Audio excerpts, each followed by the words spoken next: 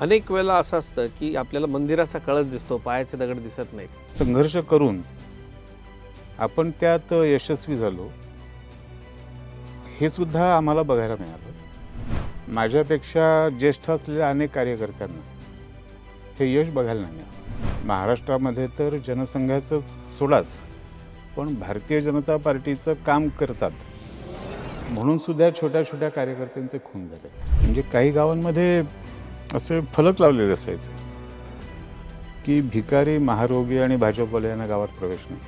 ज्या पद्धतीनं बाबरी मशिदीच्या वादामध्ये बाबरी मशीद शब्द वापरू नका. बर. कारण बाबरी मशीद हा शब्द कुठल्याही कारणाने अधिकृत नाही. पंडित नेहरूंच्या अख्ख्या पत्रव्यवहारात बाबरी आणि मस्जिद हे दोन्ही शब्द नाहीत. जनतेच्या मनातला राष्ट्रवाद आणि जनतेच्या मनातलं हिंदुत्व हे जागं झालं. वक्फ बोर्ड ज्या कामासाठी आहे, वक्फ ही संकल्पना ज्या कामासाठी आहे, त्यातलंही कुठलंही काम, एकही काम वक्फ बोर्डाने भारतात कुठेही केलेलं नाही. वक्फ बोर्डाच्या नावाखाली जमा केलेल्या जमिनी या त्या भागातल्या काँग्रेस नेत्यांनी झडपले.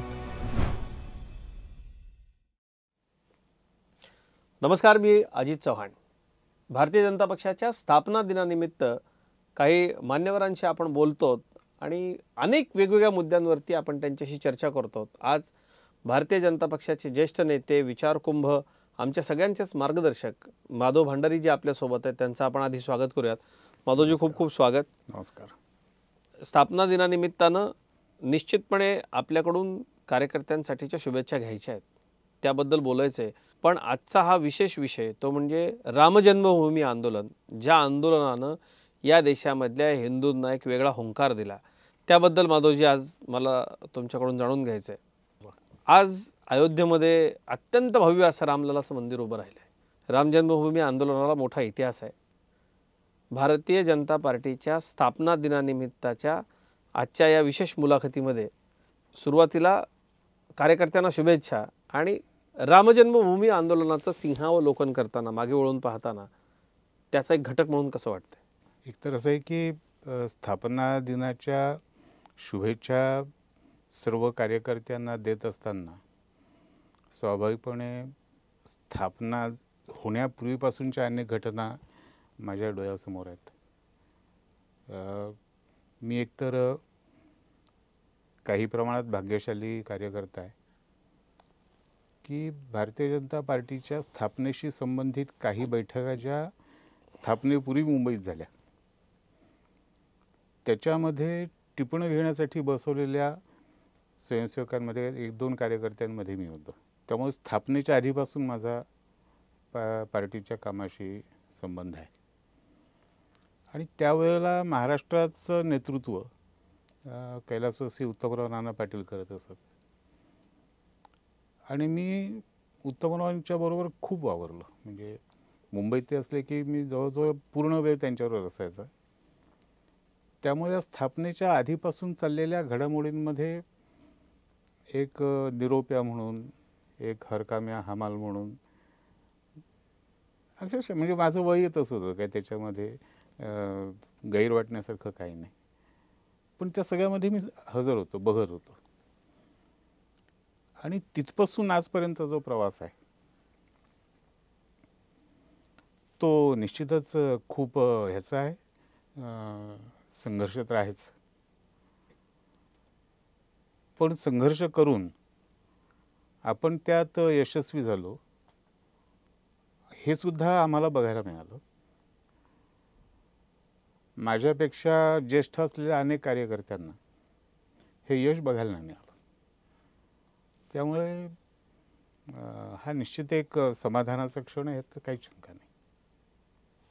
अनेक वेळेला असं असतं की आपल्याला मंदिराचा कळस दिसतो, पायाचे दगड दिसत नाहीत.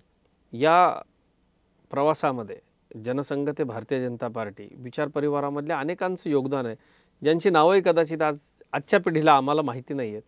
परंतु मागे वळून पाहताना स्थापना दिनानिमित्त अशा अनेक लोकांना श्रद्धांजली द्यावीशी वाटते, त्यांचा आठवण करावीशी वाटते की ज्यांचा नामोल्लेखही आज नाही आहे, पण खूप मोठा त्याग आहे. स्थापना दिनाच्या प्रत्येक कार्यक्रमात सगळ्या ठिकाणीच करतो आणि अत्यंत कृतज्ञतेने करतो. अगदी प्रदेशाच्या स्तरापासून अखिल भारतीय स्तरापासून गावागावात, महाराष्ट्रामध्ये तर जनसंघाचं सोडाच, पण भारतीय जनता पार्टीचं काम करतात म्हणून सुद्धा छोट्या छोट्या कार्यकर्त्यांचे खून झालेत. आणि हे 1980 नंतरचे आहेत. मी त्यांची यादी देऊ शकतो, आज तसं काही म्हणजे ती वेळ नाही, पण मला माहिती आहेत. महाराष्ट्रामध्ये कमीत कमी अशा 25-30 घटना आहेत. खूप मोठा त्याग आहे. हां. आणि त्याखेरीज ज्यांना छळवादाला तोंड द्यावं लागलं, अडचणींना तोंड द्यावं लागलं, म्हणजे काही गावांमध्ये असे फलक लावलेले असायचे की भिकारी, महारोगी आणि भाजपवाल्यांना गावात प्रवेश नाही.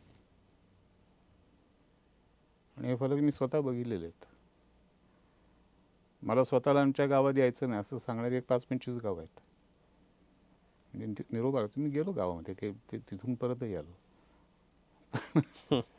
त्यामुळे पण संघर्ष मोठा मोठा आहे. माधवजी, आजचा विशेष मुलाखत जी आहे ती राम जन्मभूमी आंदोलनाबद्दल आम्हाला जाणून घ्यायचं आहे आपल्याकडून. मागे वळून पाहताना काय वाटतं? राम जन्मभूमीचं आंदोलन हे या देशातलं एक विलक्षण आंदोलन आहे. हे आंदोलन जेव्हा सुरू केलं तेव्हा त्या आंदोलनाबद्दल आंदोलनाची आखणी करणारे सोडले तर बाकी कुणालाच त्या आंदोलनाबद्दल काही फार कल्पना नव्हती, विश्वास नव्हता आणि यातून काय होणार असं कुणाला वाटत नव्हतं. माधवजी, एक पत्रकार म्हणून देखील आपण राम जन्मभूमीचं आंदोलन अत्यंत जवळून अनुभवलं आहे. त्याबद्दल काय आठवणी आहेत किंवा आज काय सांगता येईल? साधारणपणे महाराष्ट्रातलं वृत्तपत्र आणि ज्या भारतातली वर्तमानपत्र या सगळ्यांनीच राम जन्मभूमी आंदोलनाला पूर्णपणे उपेक्षित केलं होतं, दुर्लक्षित केलं होतं. त्यांच्या दृष्टीने हे काही कार्यक्रम नव्हते. ते काय विटांचं पूजा करून काय होतं का? त्या राम जन्मभूमी आंदोलनाची जी टिंगलटवाळी चालायची, चेष्टा चालायची आणि गाव पातळीवरती, मी खेड्यापाड्यात त्या आंदोलनामध्ये वावरत होतो. मी शेकडो कार्यक्रम त्या आंदोलनाचे केलेत. त्या गावातला काँग्रेसचा नेता हा तर येतच नसे. त्या गावातला जनता पार्टीचा नेता, त्यावेळची जनता पार्टी, आज ती नाहीच आहे, तोही येत नसे. त्या गावातल्या शिवसेनेच्या नेत्यांपैकी कोणी येत नसे. पण सर्वसामान्य माणूस हा मात्र येत होता. क्या बात. आणि मग तो कोणी असायचा, मग तो शिवसैनिक असला तरी असायचा, काँग्रेसचा असला तरी असायचा, पण सामान्य माणूस, नेते या सगळ्यापासून दूर होते.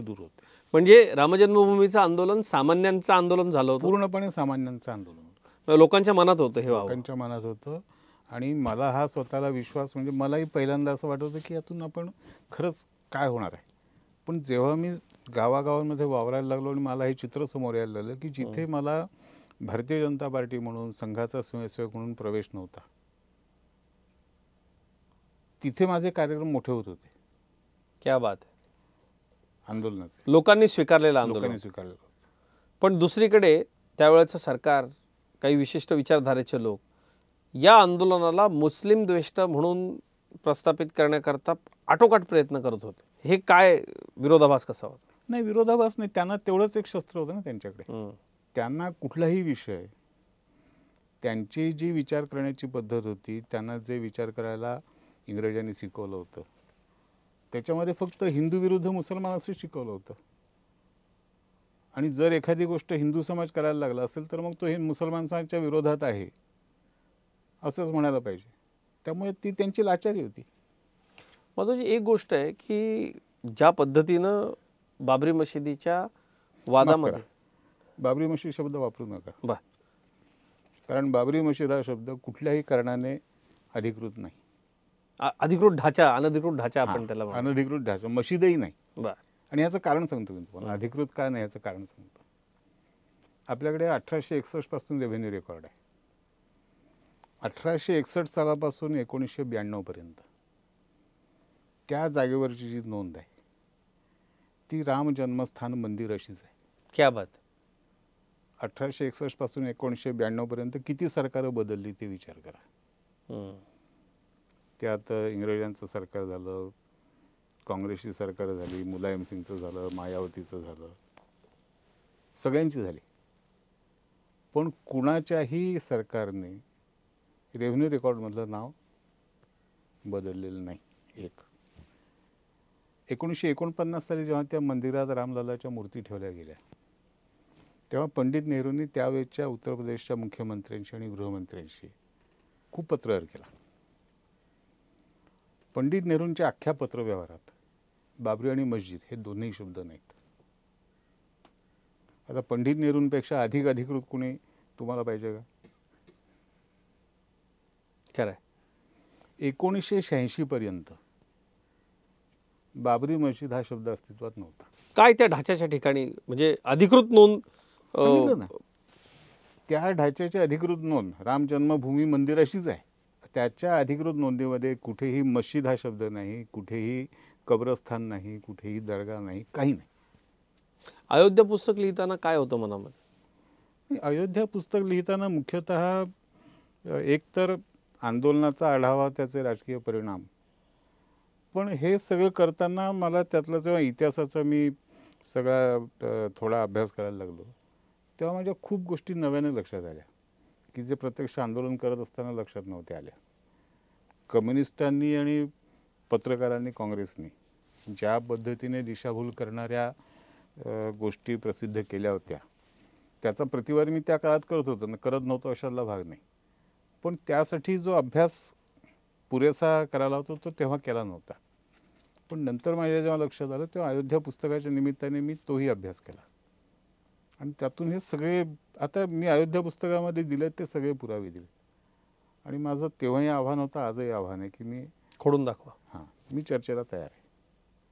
हा जो अनधिकृत ढाचा आहे याला संरक्षण देण्याचे कसे कसे प्रयत्न केले गेले किंवा कुणी संरक्षण दिलं? ज्या म्हणजे तत्कालीन सरकारने किंवा बाकीचे तर लोकांनी? कुठल्या सरकारने दिलं?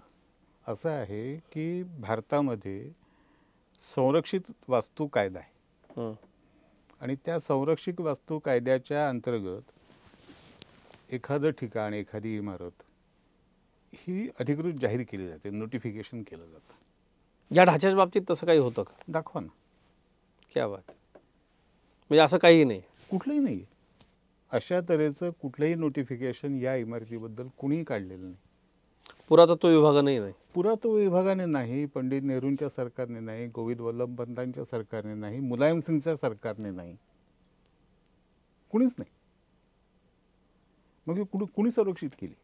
कोट्यवधी लोकांच्या म्हणजे अगदी शेकडो वर्षांच्या या रामजन्मभूमी मुक्ती आंदोलनाच्या भावना इतक्या तीव्र असताना सुद्धा आणि त्या कैक पिढ्या वारशानं आपल्याला ते इतिहासामध्ये माहिती, म्हणजे पहिल्यांदा महाराजा रणविजय सिंहानं तिथं जाऊन बलिदान केलं, तिथून जो संघर्ष सुरू झाला तो कारसेवकांच्या बलिदानापर्यंत कैक शेकडो वर्षांचा त्याला इतिहास आहे.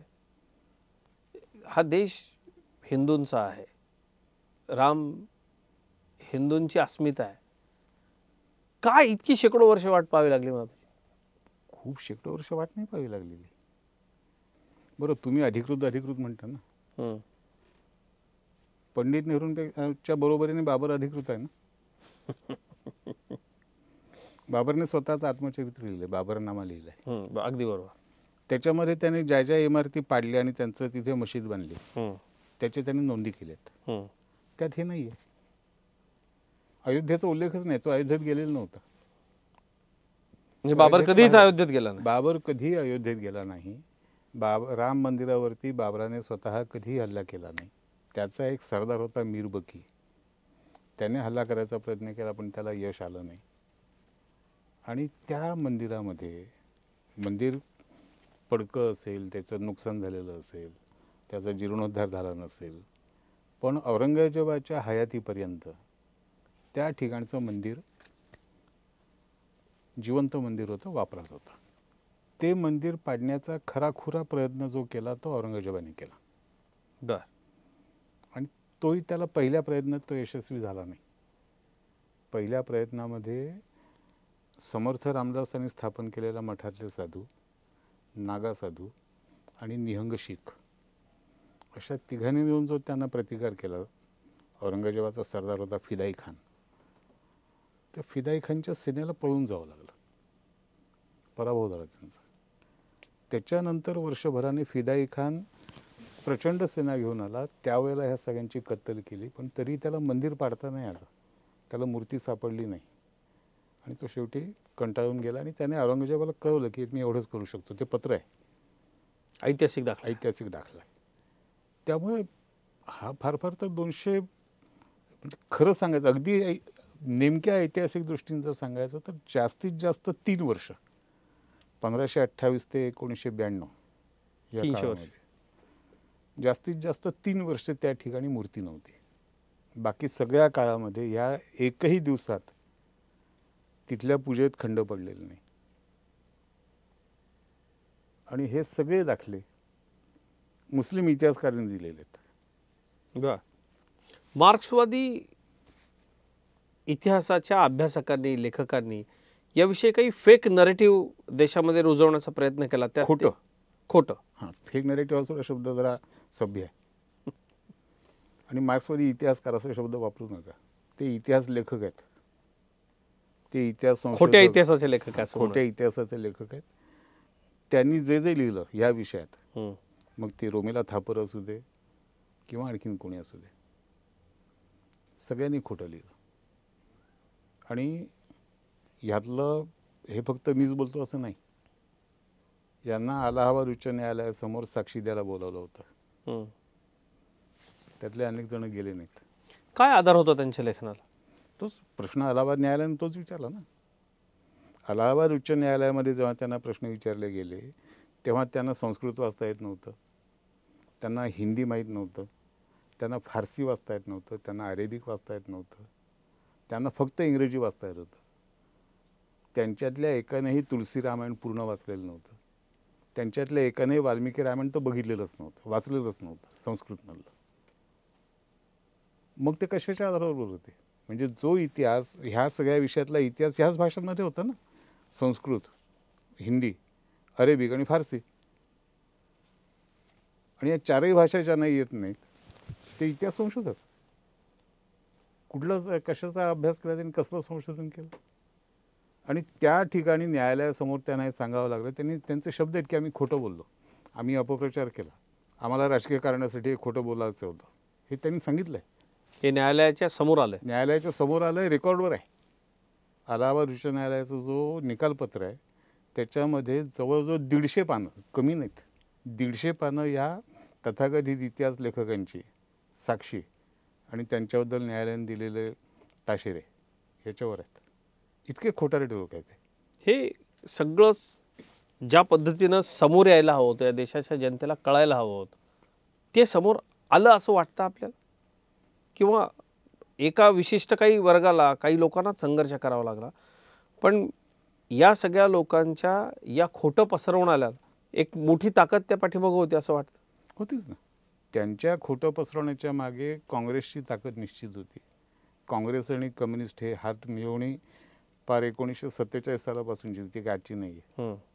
आणि त्याचे भारताच्या इतिहासातले अनेक दाखले आहेत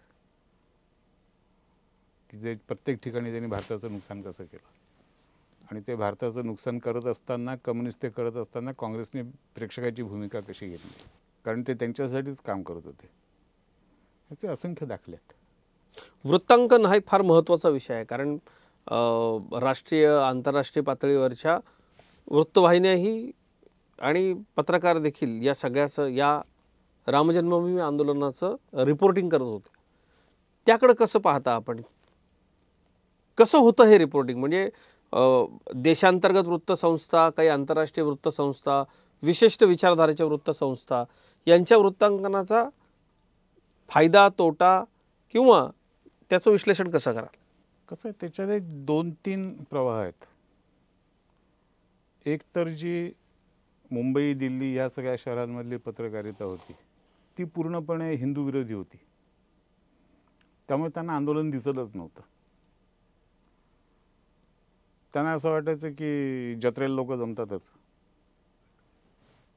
तसे इकडे जमतात. त्यामुळे ते त्या पद्धतीने त्या आंदोलनाकडे बघत होते, त्याची टिंगलटवाई करत होते. आंतरराष्ट्रीय पत्रकारिता जी होती त्यांना हिंदू समाज असा एकत्र येऊ शकतो हे मान्य नव्हतं आणि आलेलाही मान्य नव्हतं. त्यामुळे ते त्या पद्धतीने रंगवत होते. हे विधान फार महत्त्वाचं आहे. म्हणजे तशा विचाराच्या काही वृत्तसंस्थांनी दिलेल्या बातम्यांमुळं आंदोलनामध्ये काही परिणाम दिसला का आपल्याला? आंदोलनाचं नुकसान काहीच झालं नाही. हं. या पत्रकारितेमुळे, मग ते आंतरराष्ट्रीय पत्रकारिता असो किंवा भारतातली असो, त्यांच्या पत्रकारितेमुळे आंदोलनाचं काही नुकसान झालं नाही. आंदोलन उभं राहायचं तर राहिलं, कारण मी सांगितलं तसं हे आंदोलन जनतेचं आंदोलन होतं. जनतेचं आंदोलन होतं. हे आंदोलन सामान्य माणसाचं आंदोलन होतं. आणि तूही याच काळामध्ये पत्रकारितेमध्ये नंतर होतास, पण होतास. ज्या लोकांबद्दल मी बोलतोय त्यांच्याबद्दल काही काळ काम तू केलेलं आहेस, त्यामुळे त्यांची काम करण्याची पद्धती माहिती आहे.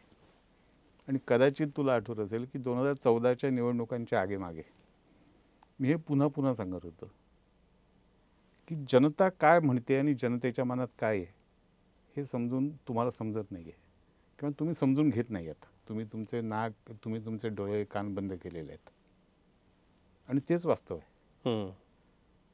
दुर्दैवाने आजही पत्रकारिता ही आंधळी पत्रकारिता आहे. स्वतःच्या कल्पनेच्या विश्वात रमलेली पत्रकारिता आहे. त्यांचा समाजातल्या तळागाळातल्या घडवणुकीशी काही संबंध नाही, आणि म्हणून त्यांना हे बदल समजत नाहीत आणि पचत नाहीत. त्याला आपला काही इलाज नाही.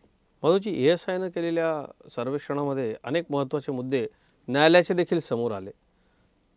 खूप महत्त्वाचा पुरावा, अनेक पुरावे खरं तर यातनं समोर आले. त्याचं विश्लेषण आपण कसं कराल? बघा, ASIने काम चालू केलं होतं 1975मध्ये. त्याच्याही आधी 1971-72मध्ये इंदिरा गांधी पंतप्रधान असताना BB लाल यांच्या नेतृत्वाखाली रामायणाच्याच संशोधनाचं काम सुरू झालं. आणि ते करता करता त्याच्यातून जे पुरावे मिळाले, म्हणजे त्यावेळेला तर आंदोलन नव्हतं, त्यावेळेला कुणी या विषयात काही बोलत नव्हतं, पण त्यावेळेला मिळालेले पुरावे हे ताबडतोब इंदिरा गांधींपर्यंत पोचवले गेले, आणि इंदिरा गांधींच्या आदेशाने ते काम थांबलं, बंद केलं. कारण त्याच्यात इंदिरा गांधींचं म्हणणं असं होतं की हे जर सगळं बाहेर आलं तर देशामधलं वातावरण बिघडेल. बरं, हे मी नाही म्हणत. हे त्या मोहिमेमध्ये एक अधिकारी म्हणून काम करणारे पुरातत्व विभागाचेच अधिकारी KK महमूद म्हणतात, आणि त्यांनी हे ऑन रेकॉर्ड सांगितलेलं आहे. त्यामुळे त्याच्यानंतरचं सगळं जे आहे ते तर स्पष्ट आहे. आणि दुसरा त्यातला एक भाग आहे की अली मियां म्हणून भारतातल्या मुसलमानांचं एक खूप मोठं नेतृत्व होतं. एक ते इंटेलेक्च्युअल होतं, आणि एक भारतातल्या मुसलमानांचं, एकूण भारतातल्या याच्यात त्यांचं नाव मोठं होतं. त्यांच्याबद्दल आदर बाळगणारा वर्ग खूप मोठा होता. त्या अली मियांनी ह्याच काळामध्ये एक मुलाखत दिली होती, या आंदोलनाच्या काळामध्ये, आणि त्यात ते म्हणत होते की तुम्हाला खोदाई करायची गरज काय? मशिदीच्या खाली तुम्हाला मंदिरच सापडणार आहे. आमच्याकडे जागाच नव्हती, त्यामुळे आम्ही होती ती मंदिरं पाडून त्याच्यावर मशिदी बांधल्या. आणि ही मुलाखत जनसत्तामध्ये छापून आलेली आहे की तुम्ही ह्या देशातली कुठलीही मशीद खणली तरी तुम्हाला खाली मंदिर सापडेल, हे अली मियां सांगतात. त्यामुळे KK महमूदचं सांगणं आणि अली मियाचं सांगणं आणि पुरातत्व विभागाला मिळालेले पुरावे हे एकमेकांशी सुसंगत आहेत.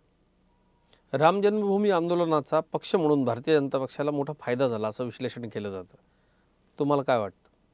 राम जन्मभूमी आंदोलनामुळे भारतीय जनता पार्टी ही देशाच्या राजकारणात केंद्रस्थानी आली, ही वस्तुस्थिती, ती काही नाकारण्याचं कारण नाही. आणि ज्या वेळेला आंदोलनामध्ये भाग घ्यायचा निर्णय भारतीय जनता पार्टीने केला, आंदोलन सुरू झाल्यावर भारतीय जनता पार्टी सामील नाही झालेली. आंदोलन सुरू झालं साधारणपणे 84-85मध्ये. 84ला खरी सुरुवात झाली, पण इंदिरा गांधींच्या हत्येमुळे मग ते परत थोडं मागे पडलं. 86मध्ये पुन्हा सुरुवात झाली. तर 86मध्ये भारतीय जनता पार्टीने त्या आंदोलनामध्ये भाग नव्हता घेतला. लांब होती भारतीय जनता पार्टी. राजमाता विजयाराजे शिंदेपासून माझ्यासारखे काही लहान कार्यकर्ते असा एक वर्ग होतात त्यात की जे सक्रिय होते, आपापल्या स्तरावर सक्रिय होते, पण पार्टी म्हणून नव्हते. म्हणजे विजयाराजे सोडल्या तर कुठलाही भारतीय जनता पार्टीचा नेता त्या आंदोलनाच्या व्यासपीठावर त्यावेळेला जात नव्हता. महाराष्ट्रात तर कोणीच नव्हतं. आम्ही ठराव केला 1989मध्ये, म्हणजे भारतीय जनता पार्टीने 1989मध्ये ठराव केला आणि त्या आंदोलनाला पाठिंबा दिला आणि आंदोलनामध्ये भाग घ्यायचा निर्णय घेतला. तो करताना अडवाणीजींनी हे स्पष्टपणे सांगितलं होतं की हे राष्ट्रीय आंदोलन आहे, हे राजकीय आंदोलन आहे, हे धार्मिक आंदोलन नाही आणि हे देशाच्या राष्ट्रीय अस्मितेचं आंदोलन आहे. त्याच्यासाठी आम्ही आंदोलनात आहोत आणि तीच योग्य अधिक खरी भूमिका तीच आहे, ती आजही लागू आहे. नुकतंच तुम्ही अयोध्येला जाऊन आलात. नवीन मंदिर, अयोध्येचा परिसर, लाखो रामभक्तांनी फुलून गेलेली अयोध्या पाहून काय विचार आले मनामध्ये? मी 78 साली पहिल्यांदा अयोध्येला गेलो होतो. त्यावेळीची अयोध्या आणि आजची अयोध्या जमीन आसमानाचं अंतर आहे. त्यावेळीची अयोध्या गल्लीबोळांची होती, दारिद्र्य होतं. आजच्या अयोध्येमध्ये चालायला जागा नाही, प्रचंड गर्दी. प्रचंड गर्दी आहे. मंदिर तर भव्य उभं राहिलंच आहे. आणि त्या सगळ्यामुळे उत्तर प्रदेशचं एक वैशिष्ट्य आहे. हा सगळा उत्तर प्रदेशचा पूर्वांचल म्हटला जाणारा भाग आहे, पूर्वेचा भाग आहे. उत्तर प्रदेशचा पश्चिमेचा भाग हा संपन्न आहे परंपरेने. तिथे गरिबी पूर्वी नव्हती. गरिबी ह्या भागात होती. गेल्या 10 वर्षात हे चित्र बदललंय, पूर्ण बदललं. पूर्वांचल समृद्ध होतं. पूर्वांचल समृद्ध होतं. रामरायाचा आशीर्वाद आहे त्याला.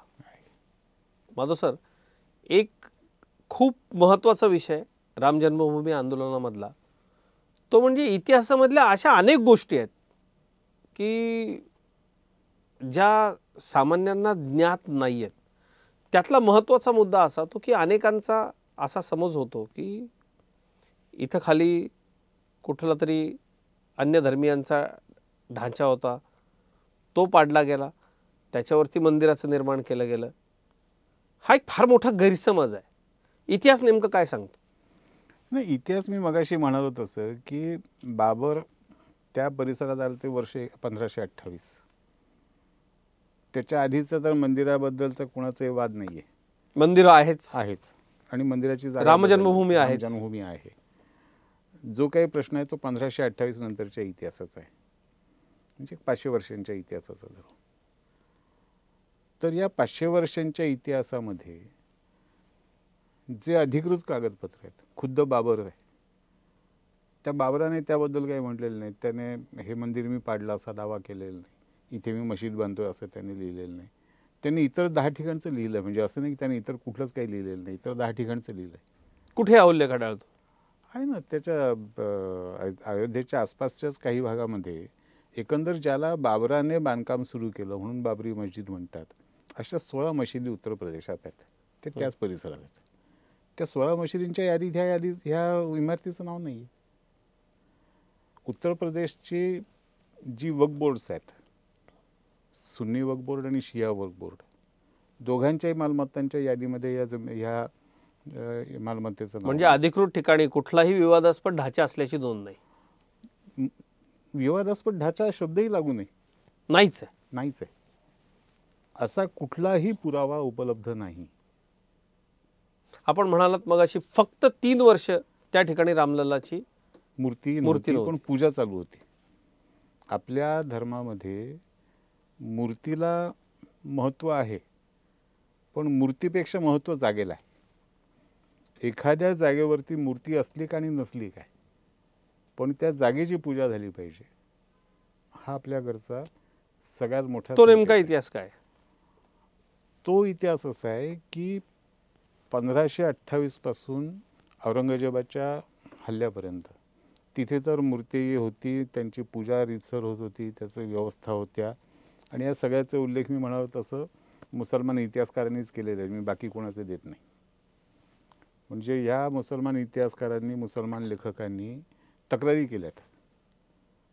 अवधच्या नवाबाकडे केल्यात, दिल्लीच्या बादशहाकडे केल्यात की या ठिकाणी रामाची पूजा होत असते वगैरे वगैरे वगैरे. तपशील आहेत आणि ते माझ्या पुस्तकात मी दिलेत. त्यामुळे हा काही कोणाच्या वादाचा आणि भांडणाचा मुद्दा नाही आहे ऐतिहासिकदृष्ट्या. औरंगजेबाच्या हल्ल्यामध्ये फिदाई खानने जो हल्ला केला त्याच्यामध्ये मात्र मंदिराचं खऱ्या अर्थाने नुकसान झालं आणि तिथल्या मूर्ती त्या पुजाऱ्यांनी नेऊन लपवल्या, म्हणून ती मूर्ती तिथून हल्ली 3 वर्षाकरता 3 वर्षाकरता. पुन्हा स्थापना कशी झाली? त्याचं मात्र रेकॉर्ड कुठे सापडत नाही. पण स्थापना होती, स्थापना होती, पूजा होत होती, पूजा होत होती, मंदिराच्या ठिकाणी लोक येत होते दर्शनाला. येत होते, रीतसर पूजा अर्चा चालू होती. आणि याचं सगळ्यात चांगलं वर्णन हे नंतरच्या एक 100-125 वर्षांनी 1858 मध्ये केलेलं आहे. ते कसं? 1857च्या युद्धामध्ये झाशीच्या राणीचा मृत्यू झाला. आपल्याला सगळ्याला तो इतिहास माहिती आहे. त्यावेळेला झाशीच्या राणीच्या बरोबर एक गोडसे भटजी म्हणून त्यांचे बरकदार होते. सैन्यात जसे अनेक लोक असतात तसे होते. ते काही लढवई वगैरे होते अशा लाभाग नाही, पण ते सैन्यात होते. आणि ज्या वेळेला राणी स्वतः जखमी होऊन पडली, तिचा मृत्यू झाला, त्यावेळेला तिचं छोट्या मुलाला उचलून बाजूला करणं आणि ते तिच्या विश्वासू सैनिकांकडे सोपवणं वगैरे ह्या कामामध्ये गोडसे म्हणजे माझा प्रवासचे लेखक, माझा प्रवासचे लेखक, त्यांचं आत्मचरित्र आहे माझा प्रवास, गोपाळ भट गोडसे. गोपाळ भट गोडसे. म्हणजे हे मी आधी का सांगितलं तर हे ज्यांनी कोणी लिहिलं आहे त्या माणसाची अधिकृत्यबद्दल काही शंका बाळगण्याचं कारण नाही. काय म्हणतात त्यात गोपाळ भट? ते राणीचा पाडाव झाला, राणीचा मृत्यू झाला, तिचं म्हणजे हे त्यांचं राणी त्यांची पोशिंदा होती, त्यामुळे तर तो आधार संपल्यानंतर हे निघाले आणि तीर्थयात्रा करत करत ते पायी फिरत अयोध्येला आले 1858च्या सुरुवातीला. ते राम मंदिरात दर्शनाला गेले. तिथे त्यांनी लिहून ठेवलं त्याही वेळेला 1858 मध्ये सुद्धा राम मंदिरामध्ये दर्शनासाठी गर्दी होती, मंदिरामध्ये पूजा अर्चा चालू होती, मूर्तीची पूजा अर्चा चालू होती, सगळं रिसर चालू होतं, प्रसाद वाटणं चालू होतं. आणि ह्याला कुणीही खोटं म्हटलेलं नाही, नाकारत नाही कोणीच. अयोध्या पुस्तकामध्ये अत्यंत विश्लेषण करून ऐतिहासिक पुराव्यांची मांडणी करत तुम्ही जे मुद्दे मांडलेत सगळे, त्यातला एखादा तरी मुद्दा खोडून काढणारा कोणी भेटला? अजून तरी नाही. मी अनेकांना हे पुस्तक माझ्या खर्चाने भेट पाठवलं, वाचा आणि तुम्हाला याच्याबद्दल काही म्हणायचं असेल, चर्चा करायची असेल तर मी तयार आहे. मला कोणीच उत्तर नाही दिलं. त्या पुस्तकात आपण असं म्हणता की रामजन्मभूमीच्या ठिकाणी अव्याहत औरंगजेबाच्या हल्ल्यावेळची 3 वर्ष वगळता रामलल्लाची पूजा होत होती. तिथं हिंदूंची वहिवाट होती, रामाचं मंदिर होतं, मूर्ती होती आणि श्रद्धाळू दर्शनाला येत होते. या सगळ्यात काय असं घडलं की अचानक स्वतंत्र देशामध्ये या सगळ्या गोष्टींवरती निर्बंध लावण्याचा प्रयत्न केला गेला, तिथं पोलीस छावणी बसली, हिंदूंच्या सर्वोच्च भगवंताच्या पूजा अर्चनेवरती निर्बंध लादण्याचे प्रयत्न केले गेले? काय असा धोका वाटत होता तुम्हाला? ते सगळ्यात गंमत सांगतो. मगाशी जे 1949चा नेहरूंचा उल्लेख मी केला, त्याच्यानंतर त्या मूर्तींची पूजा अर्चा करण्याची व्यवस्था ही फैजाबादच्या कलेक्टरने लावली शासकीय आदेशानुसार. तिचा गॅझेट झाला. तो सगळा खर्च शासन करेल. म्हणजे पुजाऱ्याच्या पगारासकट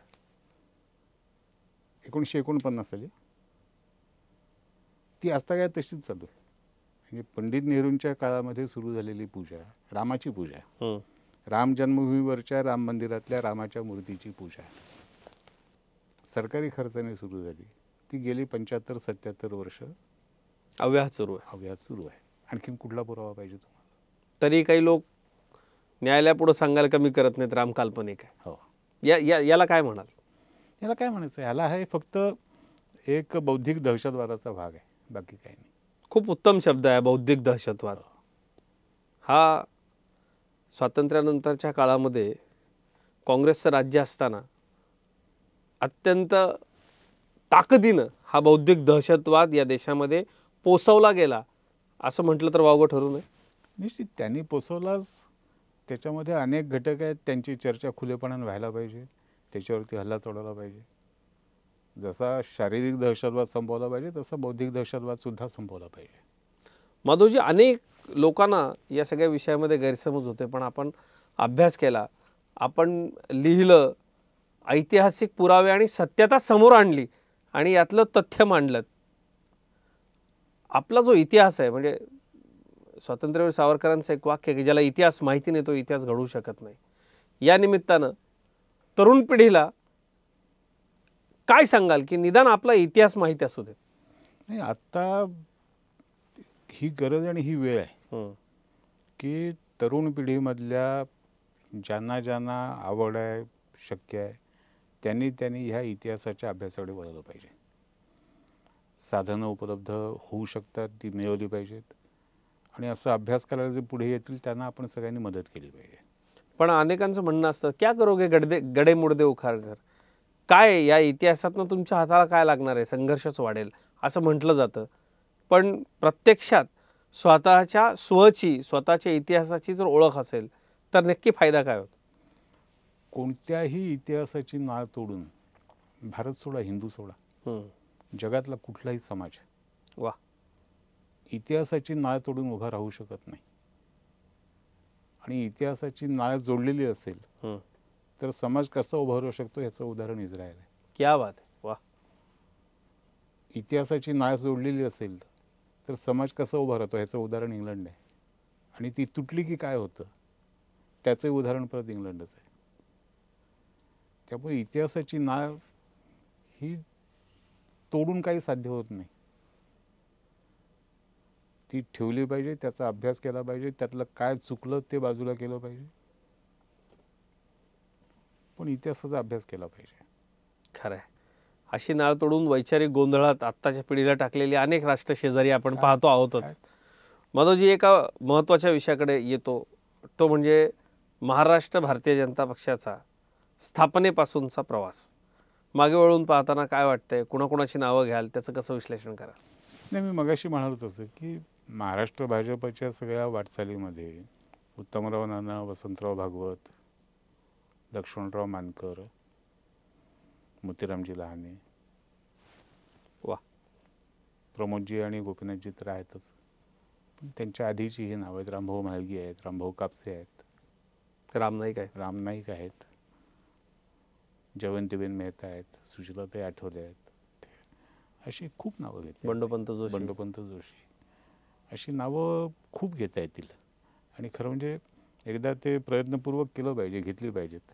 आता मला सहज आठवली तेवढी घेतली, कदाचित काही जण आठवली नाहीत ती कोणाला तरी वाटेल की मी हे केलं, विसरलो. पण योगदान कोणाचंच कमी नाही. नाही, सगळ्यांचं प्रचंड योगदान. हे ठाण्याचे गणपतराव कोळी होते, ठाण्यातून ते आमदार म्हणून निवडून आले होते. प्रभाकरवंत पटवर्धन होते. अशी खूप वेगवेगळ्या पद्धतीची योगदान असलेली नावं त्याला. डॉक्टर अरविंद लेले होते पुण्याचे. शंकरराव यादव होते कोल्हापूरमध्ये, शंकरराव निकम होते, कोल्हापूरचे सुभाष वोरा होते. त्यामुळे ती यादी खूप मोठी आहे. मराठवाड्यामध्ये सुद्धा अशीच पुंडलिकरावजी दानवे होते, अशी बरीच नावं आहेत. प्रतिकूल परिस्थितीमध्ये जनसंघातनं पुढं भारतीय जनता पार्टी या प्रवासाच्या पहिल्या दिवसापासूनची किंवा त्या आधीपासूनची आपण साक्षीदार. वाटलं होतं पार्टी तिसऱ्यांदा सत्तेत येईल देशात, महाराष्ट्रामध्ये, इतक्या मजबूत परिस्थितीमध्ये आपण असू. कारण मधला संघर्ष खूप मोठा होता. अगदी अनेक वेळा तुरुंगवाऱ्या असतील, गुन्हे असतील, वेगवेगळ्या पद्धतीचा संघर्ष असेल, विशेषतः वैचारिक संघर्ष, रस्त्यावरचा संघर्ष, शेतकऱ्यांसाठीचा संघर्ष, हे सगळं आठवताना काय वाटतं? नाही, 2010 पर्यंत अशी शंका आम्हाला कुणाला येत नव्हती की आपण सत्तेवर वगैरे येऊ, असं काही फार वाटायचं काही कारण नव्हतं. पण 2010, 11, 12 पासून जे वातावरण बदलत गेलं त्याच्यानंतर मग मला काही फार त्याच्यात शंका राहिल्या नाहीत. आणि आज तर मला पूर्ण विश्वास आहे की आजचं जे वातावरण आहे, आम्ही जर जनतेबरोबर राहिलो, जनतेच्या भावनांशी स्वतःला जोडून घेऊन राहिलो, जनतेचे प्रश्न सोडवण्यासाठी जे काम आज आपण करतो आहोत, प्रयत्न करतो आहोत, त्याच्यामध्ये जर आपण त्याच पद्धतीने पुढे जात राहिलो तर पुढची 25-30 वर्ष तरी आपल्याला आव्हान देण्याची क्षमता ही आज भारतातल्या अन्य पक्षांमध्ये, अन्य राजकीय विचारधारांमध्ये नाही. आणि ह्याचं मुख्य कारण हे श्रेय आपलं नाही आहे, हे श्रेय जनतेचं आहे. की जनतेच्या मनातला राष्ट्रवाद आणि जनतेच्या मनातलं हिंदुत्व हे जागं झालं आहे. आणि ते जागं करण्याच्या प्रक्रियेमध्ये काही ऐतिहासिक कारणाने आपलं थोडंफार योगदान आहे अगदी आपल्या बरोबर. सगळ्यांचं. त्यामुळे हे जे जनतेमध्ये जागं झालेलं मानस आहे, जनतेचं मानस जे आहे, त्याला त्याच पद्धतीने पुढे नेणं आणि योग्य पद्धतीने पुढे नेणं आणि देशाला प्रगतीच्या वाटेवरती नेत राहणं ही आपली जबाबदारी आहे. ही जनतेने आपल्यावर सोपवली. जोपर्यंत आपण जनतेच्या विश्वासाला खरे उतरतो असं जनतेला वाटेल, तोपर्यंत आपल्याला फार चिंता करायचं कारण नाही. पण जर जनतेचा हा विश्वास आपण गमावला काही कारणाने, तर मात्र तो जनतेचा आणि देशाचा खूप मोठा विश्वासघात असेल. त्यामुळे पूर्वीपेक्षा आज आपल्या खांद्यावरची जबाबदारी जास्त आहे. सामान्य कार्यकर्ता, भारतीय जनता पार्टीचं सर्वोच्च नेतृत्व हे सगळेच कायम सातत्यानं सतत लोकसंपर्कामध्ये राहण्याकरता पार्टी वेगवेगळ्या जबाबदाऱ्या देत असते. आत्ताही नुकतंच संघटन पर्व पार पडले. पण ज्या पद्धतीनं लोकांशी जोडलं जाणं पक्षाला अपेक्षित आहे, ते पाहता कार्यकर्त्यांनी काय पद्धतीनं कार्यरत राहिलं पाहिजे असं आपल्याला वाटतं? आज सगळ्यात मोठी गरज जर असेल तर सर्वसामान्य माणसाचे जे दैनंदिन प्रश्न आहेत, छोटे असतील, फार मोठे नसतात, ते सोडवण्यासाठी त्याच्या बाजूने उभं राहण्याची गरज आहे. सर्वसामान्य माणसाला दैनंदिन जीवनात जगताना जिथे संरक्षणाची गरज आहे, तिथे त्याच्या पाठीशी उभं राहण्याची गरज आहे. आणि एवढं आपण जरी केलं तरी पुरेसं आहे. भारतीय जनता पार्टीच्या विचारानं अनेक सेवा प्रकल्प, अनेक सामाजिक प्रकल्प आणि व्यक्तिगत पातळीवरती अनेक कार्यकर्ते सामाजिक काम करतात. या सगळ्यांना आज भारतीय जनता पार्टीच्या स्थापना दिनानिमित्तानं आपण काय सांगाल? एक असं काम करणाऱ्या सगळ्या कार्यकर्त्यांचं, म्हणजे मी सुद्धा त्याच्यात आहे, आपण सगळ्यांनी एक गोष्ट समजून घ्यायची गरज आहे की आपण 30-40 वर्षापूर्वी जेव्हा सेवा कार्य सुरू केली तेव्हाची सामाजिक आर्थिक परिस्थिती आज नाही आहे. आज बदल झाला, आज गरजा बदलल्यात. त्यावेळेला धान्य वाटणं, कपडे देणं, आणखीन काहीतरी देणं ही गरज होती. आज ती गरज नाही राहिली. आज सरकार ते करत आहे. आज गरजाच्या बदलत आहेत. समाजातल्या अडचणी बदलत असतात. जसं समाज म्हणजे जे काही प्रगती होईल, आणखीन काय होईल, तसतशा त्या अडचणी बदलत, त्यांचं स्वरूप बदलत जातं. त्यामुळे आता आपण सुरू केलेल्या सेवा कार्यांचं स्वरूपसुद्धा बदलण्याची वेळ ही आता आलेली आहे. आणि तो बदल कसा करायचा, काय करायचं, ह्याच्यावरती नीट विचार करून पुढे जावं लागेल. पण सेवा कार्यांमध्ये काही ना काही बदल हे करावे लागतील. भारतीय जनता पार्टीच्या कार्यकर्त्यांच्या एकूण विचारसरणीमध्ये मातृसंस्था असलेल्या राष्ट्रीय स्वयंसेवक संघाचे संस्कार तर आहेतच, पण प्रत्येक कार्यकर्त्याच्या किंवा परिवारामधल्या एखाद्या संस्थेच्या वैचारिक सगळ्या बेसमध्ये, त्याच्या तळाशी विचार परिवारामधल्या कुठल्या तरी एका अशा व्यक्तीचा मोठा वाटा असतो की जो आदर्श घेण्यासारखा असतो आणि त्याची एक प्रकारे भारतीय जनता पार्टीच्या कार्यकर्त्यांना प्रेरणा आहे. भविष्य काळामध्ये या प्रेरणा अधिक चांगल्या पद्धतीनं कार्यरत होण्याची गरज आहे असं वाटतं आपल्याला? निश्चितच आपल्याला नव्या प्रेरणा उभ्याच कराव्या लागतील. पण त्या राहतील उभ्या. मला काही त्याबद्दल राहणार नाही तसं मला वाटत नाही. सत्तेत भारतीय जनता पार्टी असल्यानंतर ज्या पद्धतीनं एकूण सध्या सगळे विकास कामं सुरू आहेत, देश बदललेला दिसतोय, महाराष्ट्र बदललेला दिसतोय, लोकांच्या मनामध्ये काय आहे ते ओळखून नव्यानं 21व्या शतकामधला भारत उभा करण्याकरता भारतीय जनता पार्टीचे कार्यकर्ते काम करत आहेत. या स्थापना दिनानिमित्तानं हा जो बदललेला सगळा आलेख आहे त्याचं विश्लेषण तुम्ही कसं कराल? हा जो बदललेला आलेख आहे त्याचं मुख्य श्रेय हे मोदीजींच्या नेतृत्वालाच द्यायला पाहिजे. कारण हा दृष्टिकोन, सरकारी योजना शेवटच्या माणसापर्यंत प्रत्यक्ष पोचवणं आणि मग ते बदल घडतात की नाही हे बघणं, हा दृष्टिकोन मोदीजींनीच आपल्याला दिला. त्याचे परिणाम दिसायला लागले. जेव्हा योजना खरोखरच सामान्य माणसापर्यंत पोचायला लागल्या म्हणजे राजीव गांधींपासून मोदीजींपर्यंतचा हा प्रवास आहे की आम्ही 1 रुपया पाठवतो त्यातले फक्त 15 पैसेच खाली जातात हे सांगणारे राजीव गांधी पंतप्रधान, आणि तिथून मोदींजीपर्यंत की मी पाठवलेला प्रत्येक पैसा, प्रत्येक रुपया हा त्या संबंधित खात्यात थेट जाईल. ना खाऊंगा ना खाने दूंगा. ना खाऊंगा ना खा, ते बाजूला ठेवू आपण एक गव्हर्नन्सची पद्धत म्हणून बघू, त्यातलं बाकीचं बाजूला ठेवू. पण राज्यकारभार करताना जो खर्च ज्या कामासाठी करायचा आहे तो तिथपर्यंत गेलाच पाहिजे, हा जो आग्रह मोदीजींनी रुजवला आणि त्याचे परिणाम आज दिसायला लागले. हे पूर्वीसुद्धा करता आलं असतं, न्यायशाला भाग नाही. आज तंत्रज्ञानाचा फायदा मिळाला, त्याचा आधार जास्त घेतला, हे ठीक आहे, आजच्या काळाचं आहे. पण ज्या काळामध्ये आपले 85 पैसे पोचत नाहीत हे कळलं होतं, त्या पंतप्रधानांनी त्याच्यावर काही केलं नाही ना. म्हणजे नुसतं समजून भागत नाही. त्यामुळे आज हा दृष्टिकोन आपल्याला मिळाला आहे, त्याच्यामध्ये कार्यपद्धती आपल्याला मोदीजींमुळे लक्षात येते. त्या ह्याच्यावरती आपण चालत राहिलो तर काही अडचण येण्याचं कारण नाही. माधवजी, ही मुलाखत रेकॉर्ड करत असताना संसदेमध्ये वक्फ बोर्डाच्या विधेयकावरती चर्चा सुरू आहे. देशामध्ये सरळ सरळ स्पष्टपणे समर्थन आणि विरोध अशा पद्धतीच्या 2 राजकीय विचारधारा पाहायला मिळत आहेत. लोकांच्या मनामध्ये काय ते वेगळं सांगायला नको, परंतु वक्फ बोर्डासारखी एखादी संस्था या देशामध्ये असते, तिला अधिक ताकदवान करण्याचा प्रयत्न केला जातो आणि ती व्यवस्थेचा एक भाग होऊन जाते असा की जिला टाकून देता येत नाही. हा सगळा प्रवास कशा शब्दात विशद कराल? त्या निर्मितीपासून इस्लाम धर्मातल्या वक्फ या संकल्पनेशी आणि इस्लामी कायद्यामधल्या त्याच्या तरतुदीशी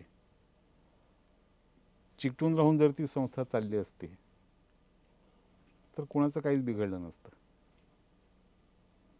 पण तसं केलं नाही. त्या संस्थेचा गैरवापर करून अनेक गैरप्रकार केले आणि त्यात मुसलमान समाजाचा फायदा काहीच झाला नाही.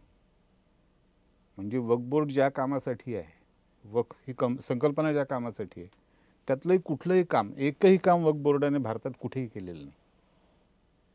आणि मी छातीठोकपणे सांगू शकतो, कारण वक्फ कशासाठी आहे? इस्लाम धर्माने त्याचे नियम घालून दिलेत. वक्फ कोणी द्यायचं, कुणाला द्यायचं याचे नियम घालून दिलेत. वक्फ बोर्डाने त्या पद्धतीने चालावं ना, कोणाची अडचण नाही, कुणाला तक्रार नाही त्याची. वक्फ बोर्डाचा पहिला म्हणजे वक्फचा पहिला नियम काय आहे? जो मुसलमान नाही, बिगर इस्लामी व्यक्ती मालमत्ता वक्फला देऊ शकत नाही आणि त्याची मालमत्ता वक्फ घेऊ शकत नाही. साधा नियम आहे, करा पालन त्याचं. केलंय का?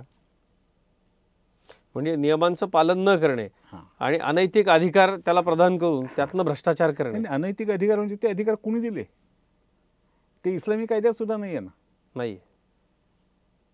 म्हणजे जे अधिकार, हे काँग्रेसचं पाप आहे. काँग्रेसचंच पाप आहे, दुसरं कोणाचं आहे? बदलण्याची वेळ आली तरी महाराष्ट्रामधले काँग्रेसचे काही मित्र आणि काँग्रेस याच्या समर्थनार्थ बाह्या सरसावून संसदेच्या मैदानामध्ये उभी ठाकली. म्हणजे चोर तो चोर वर शिरजोर. कसं विश्लेषण करा? त्याचं कारण आहे 2009 मध्ये नितीनजी आपले प्रदेशाचे अध्यक्ष होते. त्यावेळेला आम्ही महाराष्ट्रामधल्या वक्फ बोर्डाचं भ्रष्टाचार कसा आहे याचे पुरावे सगळे बाहेर काढले होते. आणि त्याच्यामध्ये आम्ही हे दाखवून दिलं की वक्फ बोर्डाच्या नावाखाली जमा केलेल्या जमिनी या त्या भागातल्या काँग्रेस नेत्यांनीच हडपल्या आहेत.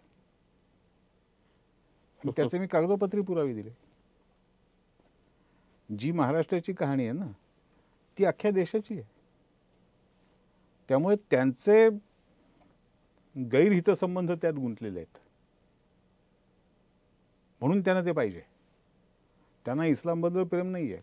वक्फ कशासाठी आहे? वक्फच्या मागची संकल्पना ही आहे की मुसलमान समाजातली जी यतीम म्हणजे निराधार पोरकी मुलं, अनाथ मुलं, मला वक्फ बोर्डाने चालवलेलं एक अनाथालय दाखवा. नाही.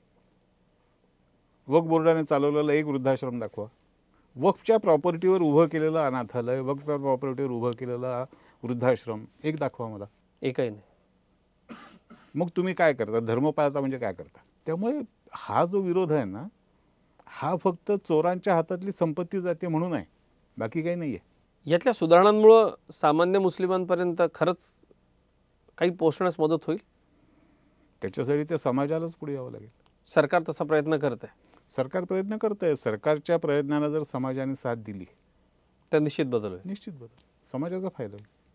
माधवजी, मागेही आम्ही विचारांचं सोनं म्हणून तुमची जी मुलाखत केली होती तिचं प्रचंड महाराष्ट्रातल्या कार्यकर्त्यांनी स्वागत केलं.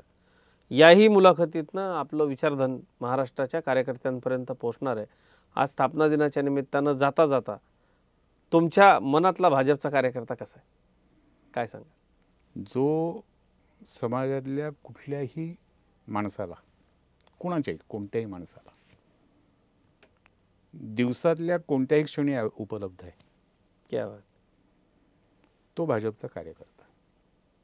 माधवजी, आज आपण या मुलाखतीकरता अत्यंत सविस्तर वेळ दिलात आणि खूप महत्त्वाची चर्चा केलीत. राम जन्मभूमी आंदोलनाच्या अनेक अशा पैलूंवरती आपण प्रकाश टाकला आहे की ज्यामुळं खऱ्या अर्थानं प्रबोधन होणार आहे.